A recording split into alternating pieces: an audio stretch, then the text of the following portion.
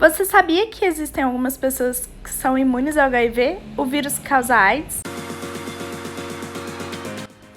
Bem-vindo ao nosso canal de ciências. Meu nome é Camila Miranda. Aqui estamos empenhados em trazer informações precisas e atualizadas sobre imunologia, genética, virologia e outros tópicos relacionados à biologia. Nós amamos ciência e queremos compartilhar nosso entusiasmo com vocês. Nosso objetivo é educar e informar nossos espectadores sobre os últimos avanços científicos e tecnológicos e como essas descobertas podem afetar nossas vidas. Vamos explorar como nosso sistema imunológico funciona para proteger nosso corpo de doenças, como a genética influencia nossa saúde, como os vírus se espalham e se multiplicam, etc. Vamos explorar o mundo da ciência juntos. Vem comigo!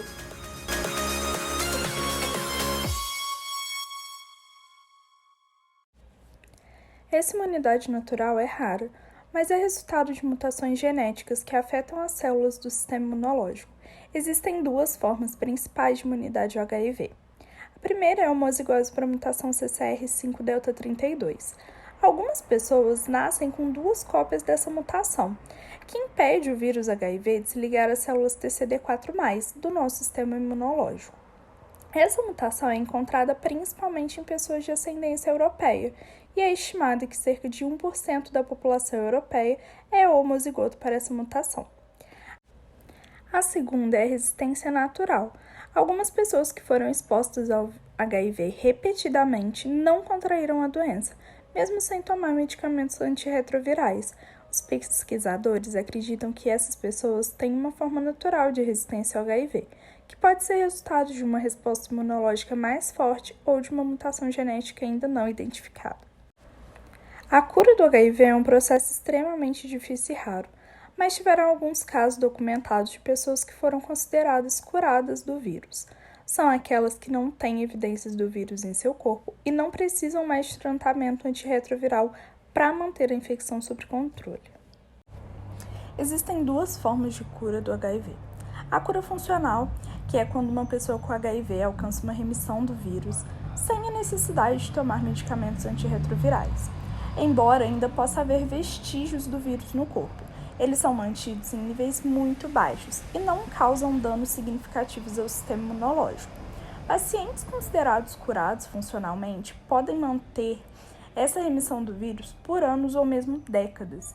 Existem casos documentados de cura funcional do HIV em que os pacientes alcançaram uma remissão do vírus sem a necessidade de tomar medicamentos antirretrovirais.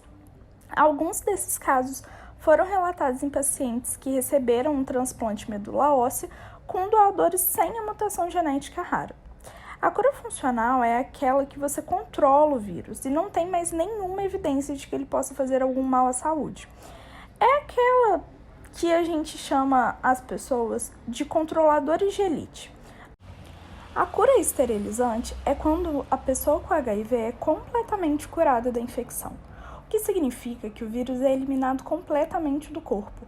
Isso requer a eliminação de todas as células infectadas pelo HIV, incluindo as células dormentes, que podem permanecer inativas por anos. Há apenas 2 casos documentados de cura esterilizante do HIV no mundo, ou seja, casos em que o vírus foi completamente eliminado do corpo.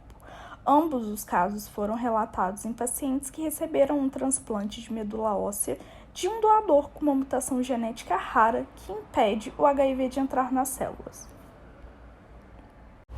A imunidade natural ao HIV pode proteger as pessoas contra a infecção pelo vírus, mas é importante lembrar que ela é extremamente rara. Os casos de cura funcional ou esterilizante são muito raros, mas agregam e são importantes para o avanço da pesquisa sobre a cura do HIV e para o desenvolvimento de novas terapias e abordagens. A melhor forma de prevenir a infecção pelo HIV é através do uso correto e consistente de preservativos masculinos ou femininos durante a relação sexual. É importante lembrar que o HIV é uma doença crônica e que requer tratamento e gerenciamento contínuos, mesmo que a carga viral esteja indetectável. É importante que as pessoas com HIV recebam aconselhamento, suporte emocional e cuidados médicos adequados para ajudá-las a lidar com a doença. Sobre o CCR5, que traz a mutação das pessoas que são resistentes ao HIV. Como funciona a infecção de uma pessoa que não tem a mutação do CCR5 delta 32? O vírus, ele se liga ao linfócito T e ao CCR5, sendo assim a célula da pessoa infectada. Mas a pessoa que possui a mutação do CCR5 delta 32, quando o vírus tenta se conectar à célula, ele não consegue. Para a gente poder entender melhor como funciona essa mutação, a gente vai falar só um pouquinho de genética. A nossa fita do DNA possui uns pares de alelos. E para que o indivíduo seja homozigoto, esse par precisa ter os dois alelos iguais, que é o famoso azão-azão ou azinho-azinho, né? O heterozigoto é quando o par tem alelos diferentes, quando ele é azão, azinho, né? Ou então ele é azinho, azão. Para que o indivíduo possua a mutação rara, ele precisa ser homozigoto para o CCR5 delta 32. Agora eu vou trazer para vocês um vídeo do Drauzio Varela falando sobre o assunto. Ele é uma das referências no trabalho com HIV aqui no Brasil. Eu vou contar uma história para vocês vão dizer que eu sou mentiroso, mas eu juro que é verdade. Em 1989, eu fiz um inquérito epidemiológico lá na Casa de Detenção de São Paulo, o antigo Carandiru. Nós testamos 1.500 presos. E entre eles, nós testamos cerca de 80 travestis e a incidência de HIV positivos era muito alta. 78% das travestis eram HIV positivas. E eu encontrei, naquele grupo estudado, uma travesti que ganhava vida na prostituição dentro da cadeia. Ela tinha tido mais de 1.000 parceiros sexuais no ano anterior. Tinha aí, em média, 3, 4 parceiros por dia. No final de um ano, batia mais de 1.000. E ela era HIV negativa. Eu levei esse caso no Congresso Internacional, ninguém soube explicar na época como era possível uma coisa dessas.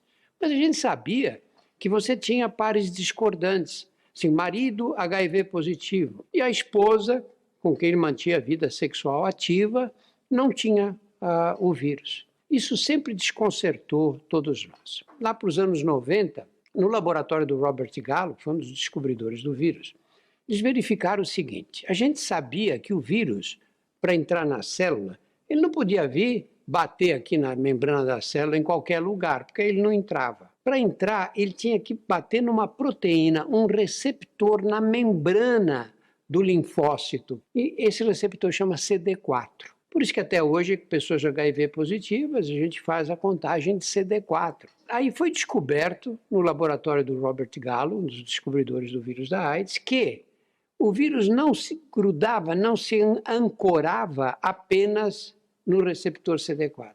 Ele se ancorava também num outro. Na verdade, ele tinha que se ancorar em dois, uma no CD4 e nesse outro que foi chamado de CCR5. Precisava dos dois para ele se incorporar ao DNA da célula. Todo mundo tem CD4. Qualquer um de vocês vai lá, faz o exame, você vai ver que tem célula CD4. CCR5 não. Você tem uma população pequena, aí, ao redor de 1%, um pouco mais, um pouco menos, de pessoas que nascem sem CCR5. E o que acontece com elas? Nada, tem vida normal. Elas só têm essa característica. E aí se verificou que você precisa também do CCR5 e que tem essa população de 1%, mais ou menos, pessoas que não têm CCR5 de nascença já. Aí teve um rapaz chamado Timothy. O Timothy ficou conhecido como o paciente de Berlim. Eu o conheci porque ele veio a São Paulo, até a gente gravou uma entrevista. O Timothy tinha leucemia, e uma leucemia grave, e ele precisou fazer transplante de medula óssea. Como é que você faz o transplante de medula óssea? Você pega a medula óssea, que é o que está dentro dos ossos, né? A parte que é responsável pela produção de plaquetas, hemácias, glóbulos brancos, tudo. Então, você faz o quê? Você pega aquela pessoa que tem leucemia, que tem células leucêmicas na medula óssea, e você faz uma quimioterapia super pesada e depois irradia o corpo inteiro, se destrói a medula óssea dela. Ela não vai mais fabricar glóbulos vermelhos, nem brancos, nem plaquetas, nem nada. Aí você pega a medula óssea de uma outra pessoa, de um doador, e joga na veia. Joga na veia e essas células imunocompetentes agora, os glóbulos brancos, os vermelhos também, todos vão se alojar onde elas gostam de viver, que é dentro dos ossos. Esse pessoal em Berlim estava com esse doente. Ele estava precisando de transplante de medula óssea por causa da leucemia dele. Mas já que tinha que fazer mesmo o transplante, eles pegaram um doador que tinha nascido sem o CCR5. A medula óssea do Timothy foi povoada pela medula óssea do doador. E ela não tinha CCR5, então o Timothy também não tinha. E eles demoraram para se convencer que o Timothy estava curado do HIV. Ele tinha HIV no corpo, só que esse HIV não tinha agora no tecido novo, na medula óssea nova, nas células produzidas pela medula óssea nova, ele não tinha como se ancorar. E ele ficou curado. Nós temos mais 4 ou 5 casos desses, de pessoas curadas assim. Isso é uma esperança na cura contra o HIV? Claro que não. Primeiro, porque você não vai pegar uma pessoa que está aí tomando os antivirais, está tudo bem, e fazer essa pessoa se submeter a um transplante de medula óssea, que é um procedimento super agressivo, com internação hospitalar, caríssimo, e com risco de morte também, não é? Então, não é um método que possa ser utilizado para a população de pessoas que convivem com o HIV. Agora, do ponto de vista da ciência mesmo, do ponto de vista teórico, é um avanço muito significativo. Obrigado por assistir. Não se esqueça de curtir o vídeo e se inscrever no canal. Ficou com alguma dúvida ou quer um outro assunto aqui no canal? Só escrever aqui embaixo nos comentários